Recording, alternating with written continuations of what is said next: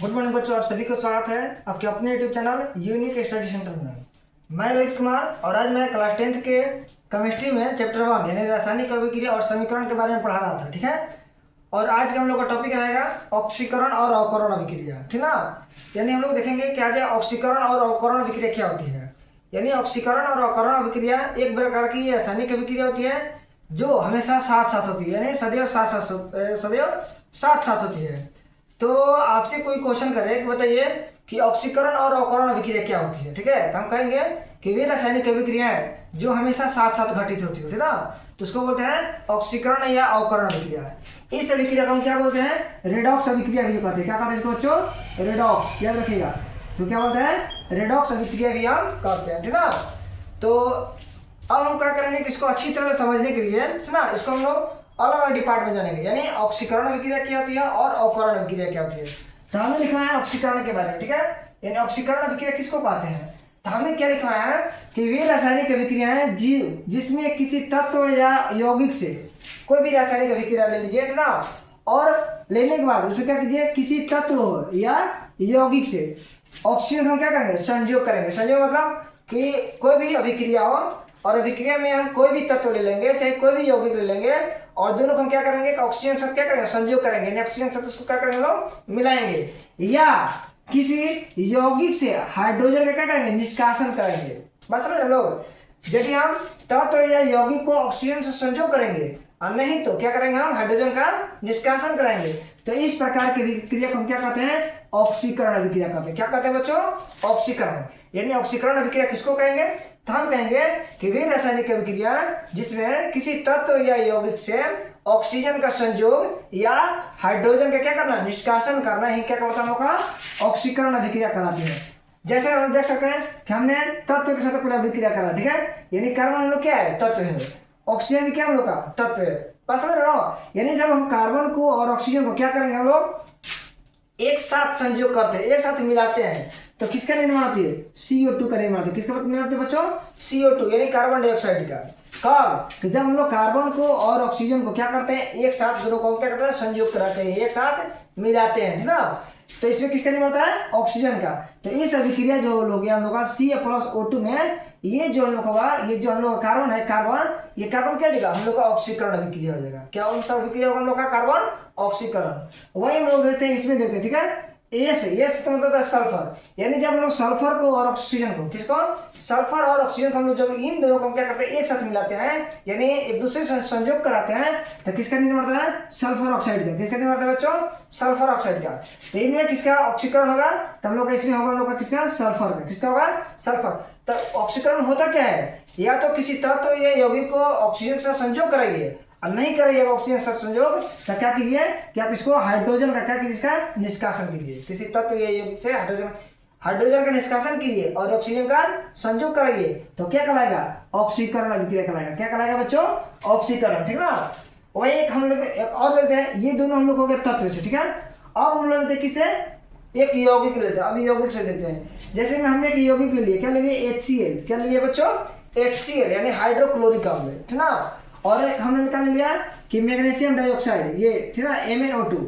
जब इन दोनों को हम क्या कर रहे हैं, एक साथ अभिक्रिया कराना है, तो अभिक्रिया कराने के बाद देखिएगा कि क्या बना है, मैग्नीशियम क्लोराइड हो गया। ठीक है, उसके बाद जल का निर्माण हो गया। ये जो Cl हो गया, Cl मतलब Cl2 यानी क्लोरीन है, यानी आपका एक गैस है, जो कि गैस का है, ये बाहर की तरफ हम लोग का निष्कासन हो रही है। यानी कहने का मतलब है कि इस अभिक्रिया में जो हम लोग का हाइड्रोजन जो गैस है, ठीक ना, HCl में क्या हम लोग का हाइड्रोजन जो है वो क्या कर रहा है, हाइड्रोजन का निष्कासन हो रहा है। यानी तत्व रहेगा या यौगिक रहेगा, ठीक ना, तत्व और यौगिक से यदि हम हाइड्रोजन का निष्कासन करेंगे या ऑक्सीजन के साथ संयोग करेंगे, तो कौन सी अभिक्रिया कराएगी हम लोग का, ऑक्सीकरण अभिक्रिया।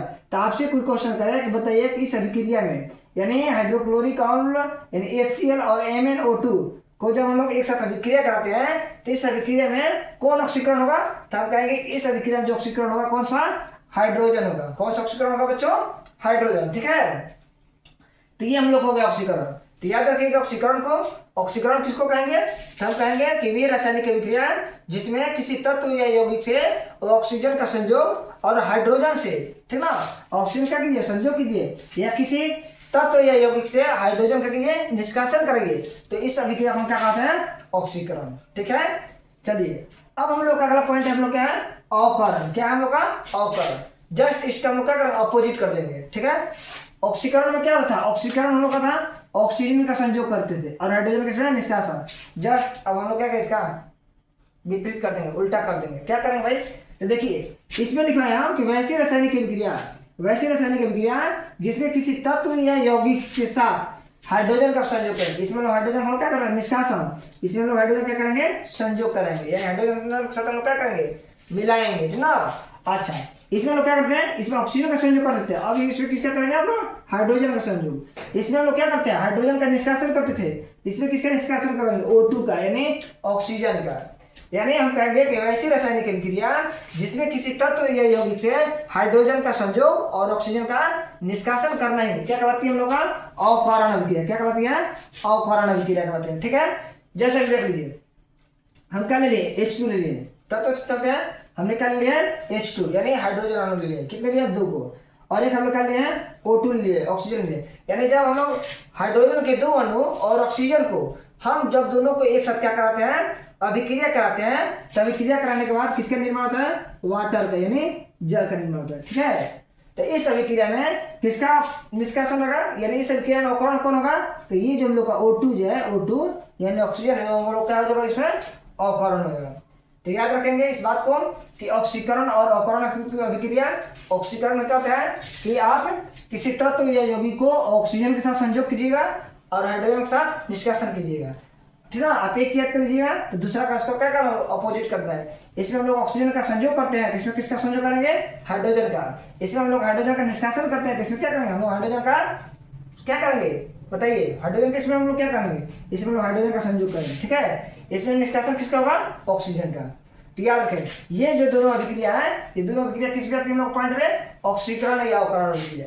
इसी अभिक्रिया को हम क्या कहते हैं, रेडॉक्स अभिक्रिया के भी नाम से जानते हैं। तो याद रखिएगा, रेडॉक्स अभिक्रिया किसको कहेंगे, तब कहेंगे कि वे रासायनिक अभिक्रियाएं जो सदैव साथ साथ होती है, ठीक है। तो उस तरह की अभिक्रिया को हम क्या कहते हैं, रेडॉक्स अभिक्रिया, ठीक है बच्चों।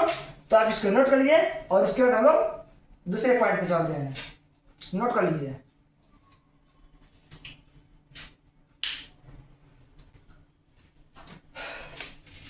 चलिए बच्चों, अब हम लोग का अगला पॉइंट हम लोग क्या है, अगला पॉइंट हम लोग दिया है ऑक्सीकारक और अवकारक। सेम हम लोग का वही पॉइंट है, ठीक ना, जो कि हम लोग पिछले में क्या हम लोग पढ़े हैं, क्या पढ़े हैं, ऑक्सीकरण और अवकरण अभिक्रिया, ठीक ना।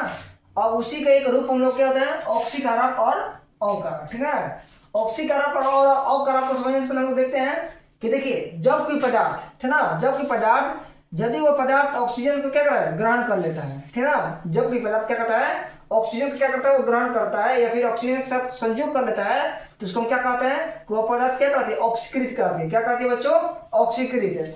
और वही पदार्थ है यदि वह ऑक्सीजन क्या करते हैं, निष्कासन कर देती है, ठीक है, उसको क्या बोलते हैं, अवकृत बोलते हैं। यानी हमने क्या लिखवाया है, अवकारक के बारे में हम लोग पॉइंट हम लोग क्या है, अवकारक। कि अवकारक किसको कहते हैं, हम कहेंगे कि जिस पदार्थ का क्या होता है, ऑक्सीकरण होता है, जिस पदार्थ कहते हैं ऑक्सीकरण होता है, तो इसको हम क्या कहते हैं, अवकारक कहते हैं। याद रखिएगा, कोई भी लोग पूछ सकते हैं, कोई भी आपके मित्र साथी पूछ सकते हैं कि बताइए कि अवकारक से क्या समझते हैं, क्या अवकारक किसको हम कह सकते हैं, तो हम कहेंगे कि जिस पदार्थ का क्या होता है, ऑक्सीकरण होता है। क्या होता है बच्चों, ऑक्सीकरण होता है, तो इसको क्या कहते हैं, हम अवकारक कहते हैं। और जिस पदार्थ का क्या होता है, अवकरण होता है, ठीक है, क्या होता है बच्चों, अवकरण होता है, तो उसको क्या बोलते हैं, ऑक्सीकारक होते हैं। यानी कहने का मतलब है कि ऑक्सीकरण में क्या होती है, इसमें ऑक्सीकरण में क्या होता है, तो ऑक्सीकरण में क्या कहेंगे कि इसमें कोई पदार्थ जो होता है ना, वो क्या होता है, ऑक्सीजन से क्या करती है, ये संयोग करती है, ठीक है, ये ऑक्सीजन से क्या करती है, संयोग करती है। और अवकरण में क्या होता है, इसमें पदार्थ ऑक्सीजन से संयोग नहीं करती है, ठीक है। तो याद रखिएगा, जिसमें हम लोग कोई पदार्थ यदि ऑक्सीजन के साथ संयोग कर रही है, तो उसको हम क्या कहेंगे, ऑक्सीकृत भी कर सकते हैं या ऑक्सीकरण भी कर सकते हैं। तो याद रखेंगे हम इस बात को कि जिस पदार्थ का क्या होता है, ऑक्सीकरण होता है, ठीक है ना, उस पदार्थ को हम क्या कहते हैं, अवकारक कहेंगे। और जिस पदार्थ में क्या होता है, अवकरण होगा, क्या होगा, अवकरण होगा, तो क्या कहेंगे, ऑक्सीकारक कहेंगे। अच्छा, अब देखिए कि जो अवकारक है और ऑक्सीकारक है, यानी जो अवकरण होता है और ये कौन लोग पॉइंट होती है, ऑक्सीकरण होती है, इन दोनों के बहुत सारे प्रभाव होते हैं हमारे दैनिक जीवन में। जैसे हम प्रभाव में देखिए, जैसे हम प्रभाव में क्या हो जाएगा कि हमारे दैनिक जीवन में भोजन का पचना, ठीक है, ये कौन सी अभिक्रिया में जाएगी, तो यही हम लोग ऑक्सीकरण और अवकरण, इसको हम लोग क्या बोलते हैं, रेडॉक्स अभिक्रिया भी कहते हैं। दूसरा हम लोग को होता है बासी भोजन होना, है ना। क्या चीज? बासी भोजन। यानी देखिए बासी भोजन को हम क्या होता है, स्टील फूड भी कहते हैं, है ना। यानी बासी भोजन किसको कहते हैं? तो आप कह सकते हैं कि जब हम किसी भोजन को यदि हम लंबे समय तक खुली वायु में छोड़ देते हैं तो उसका जो गंध होता है ना, गंध स्मेल होता है तो थोड़ा क्या होता है, अप्रिय हो जाता है, जो कि स्वाद में क्या हो जाता है, अप्रिय होता है, ठीक है। तो इस भोजन को हम लोग खराब होने से, दूषित होने से बचाने के लिए हम क्या कर सकते हैं, या तो उसको हम रेफ्रिजरेटर में रख सकते हैं, क्या है ना भाई, तो उसको हम ऑक्सीकृत को उसको कम करने के लिए, या तो उसको हम या तो हम उसको रेफ्रिजरेटर में रख सकते हैं, या यदि आपके पास रेफ्रिजरेटर नहीं है तो एक वायुरुद्ध बर्तन आता है, ठीक है, आप उसको वायुरुद्ध बर्तन में भी रख सकते हैं, ठीक ना। या फिर उस भोजन में यदि हम वसा युक्त एक पदार्थ होता है, एंटीऑक्सीडेंट होता है, उसको यदि हम मिला देते हैं तो हम लोग भोजन कहते हैं अप्रिय होने से, है ना, खराब होने से वो भोजन हम लोग को बच जाती है। तो इस तरह के बहुत सारे होती है ना, जो कि हमारे दैनिक जीवन पे ये प्रभाव पड़ती है। तो याद रखिएगा ये सब हो गया, है ना। और इसके बाद हम लोग एक पॉइंट हम लोग बनता है दहन और ज्वाला के बारे में पढ़ेंगे। किसके बारे में? दहन और ज्वाला के बारे में। तो हम चाहेंगे कि आप ये दोनों नोट कर लीजिए, तब तक हम दहन के बारे में पढ़ेंगे और ज्वाला के बारे में देखते हैं। इसको आप लोग नोट कर लीजिए।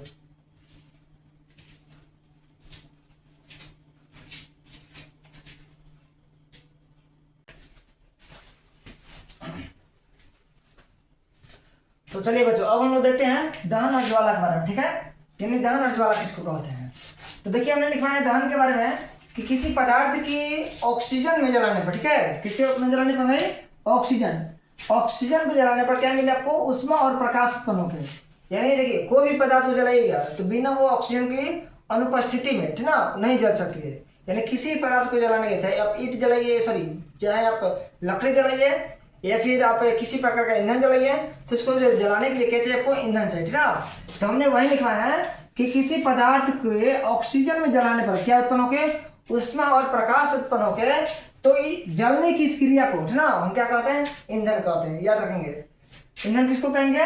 तो हम कहेंगे कि किसी पदार्थ को ऑक्सीजन में जलाने पर ऊष्मा और प्रकाश उत्पन्न होके, तो जलने की इस क्रिया को हम क्या कहते हैं? दहन कहते हैं। जैसे देखिए हम क्या लेते हैं ईंधन के रूप में? कार्बन ले लिए हैं और क्या लिए हैं? ऑक्सीजन। यानी जब हम लोग कार्बन को और ऑक्सीजन को क्या करते हैं? एक साथ क्या करते हैं? अभिक्रिया करेंगे, है ना, जलाएंगे, तो किसका उत्पन्न होगा जी? तो CO2 का, यानी कार्बन डाइऑक्साइड का। कोई भी पदार्थ को जलाइएगा तो उससे आपको क्या उत्पन्न होगी? कार्बन डाइऑक्साइड उत्पन्न होगी, CO2 उत्पन्न होती है। और क्या उत्पन्न होती है? ऊष्मा। क्या उत्पन्न होती है? ऊष्मा। और क्या उत्पन्न होगी? प्रकाश, है ना। तो ये सारी क्रिया क्या है? दहन।